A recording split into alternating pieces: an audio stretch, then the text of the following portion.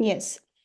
सो हमने यहाँ तक कल किया था. So today we are going to see the soil fertility groups, no, rather than that I should say the essential mineral elements, deficiencies उससे किस तरह से होते हैं, what are the various types of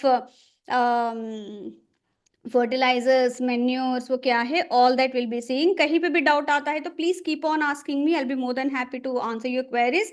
अगर लास्ट तक वेट कर सकते हो तो you can wait, so that ending में हमारा 10 minutes exclusively for question and answer session ही रहेगा. Okay.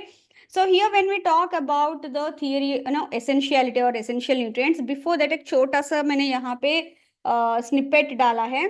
C, when we talk about various nutrients, especially nitrogen, phosphorus, potassium, zinc, copper, manganese, boron, organic carbon, इनके एक requirement होती है.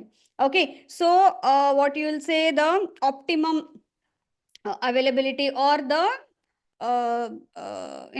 एक ज्यादा हो गया तो किस तरह से क्या वैल्यूज रहेंगे, कम है तो किस तरह से रहेंगे. For example here nitrogen, when the nitrogen in the soil is less than 250 kg per hectare, we say that that particular soil is deficient in nitrogen, that is nitrogen की कमी है वहां पे, which actually is very much required by the plant. उस तरह से हर एक इसका मैंने जो मोस्ट इंपॉर्टेंट है मैंने यहाँ पे दे दिया है. Again this is self learning वाला है.